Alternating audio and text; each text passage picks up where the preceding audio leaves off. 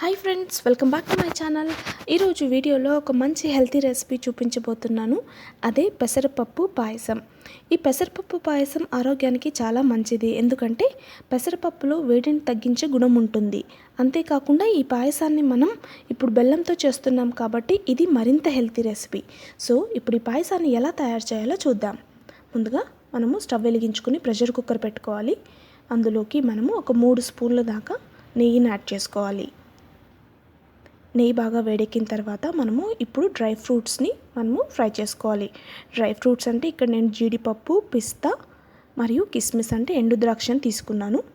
So వీటిని మనం ఇప్పుడు దూరగా వేయించుకొని ఒక సపరేట్ బౌల్లోకి తీసుకొని పక్కన పెట్టుకోవాలి.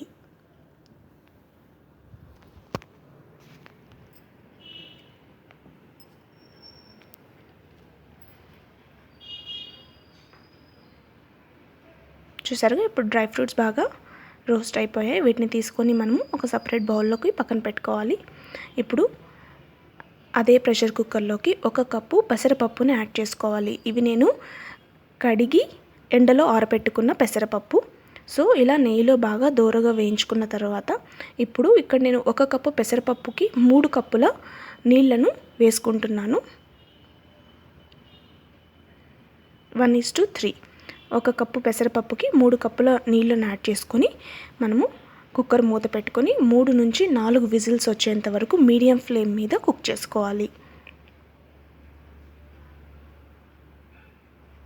ఇలా ఇప్పుడు మనము 3 నుంచి 4 విజిల్స్ మనము కుక్ చేసుకున్న తర్వాత ప్రెషర్ అంతా పోయిన తర్వాత ఇలా ఓపెన్ చేసుకొని ఒకసారి అలా కలుపుకోవాలి. చూసారా, మెత్తగా ఉడికిపోయింది పెసరపప్పు.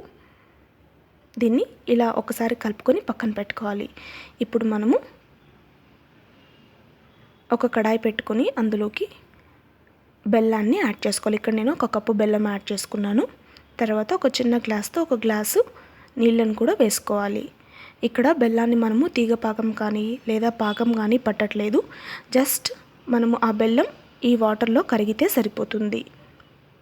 చూసారుగా, బెల్లం మొత్తం కరుగుతూ ఉంది. సో ఇలా బెల్లం కరిగిన తర్వాత దీన్ని ఒక వెడల్పాటి గిన్నెలోకి మనము వడపోసుకోవాలి. ఇలా వడపోసుకోవడం వల్ల ఏదన్నా డస్ట్, చెత్త ఉంటే వెళ్ళిపోతుంది. సో ఇలా వడపోసుకొని మనము ఈ బెల్లం పాకాన్ని చల్లారి పెట్టుకొని పక్కన పెట్టుకోవాలి.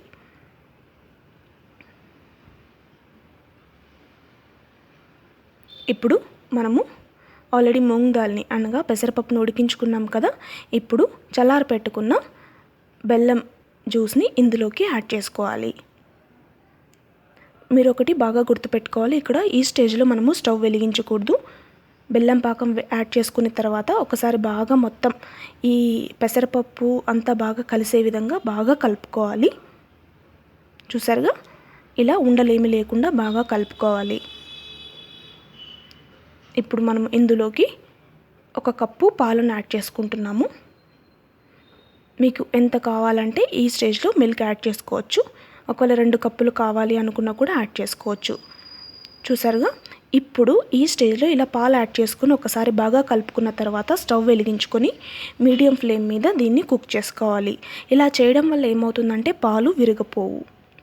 తర్వాత కొద్దిగా ఇలాచీ పౌడర్ అని యాలకుల పొడిని యాడ్ చేసుకొని 3 నుంచి 4 నిమిషాల పాటు మీడియం ఫ్లేమ్ మీద బాగా కుక్ చేసుకోవాలి.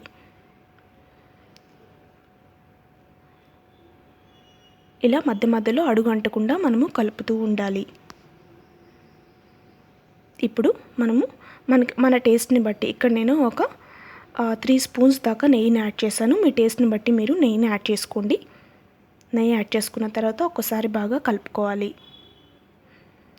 కలుపుకొని మనం ఇందాక ఆల్రెడీ రోస్ట్ చేసి పెట్టుకున్న డ్రై ఫ్రూట్స్ ఉన్నాయి కదా, వాటిని కూడా వేసుకొని బాగా కలుపుకోవాలి. ఫ్రెండ్స్, నన్ను చాలామంది అడిగారు పాలు విరిగిపోకుండా ఏం చేయాలనేది. సో నేను ఈ వీడియోలో టిప్ చెప్పాను కదా, మీరు పాలు వేసేటప్పుడు బెల్లం పాకం వేసేటప్పుడు కానీ స్టవ్ ఆఫ్ చేసుకొని వేసుకున్నారంటే పాలు విరిగిపోవు. సో చూసారుగా, ఎంత చిక్కగా మంచి టెక్స్చర్లో ఉండే పెసరపప్పు పాయసం రెడీ అయింది.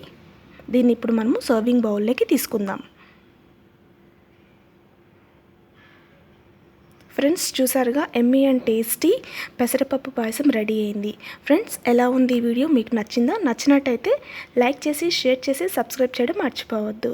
Thank you.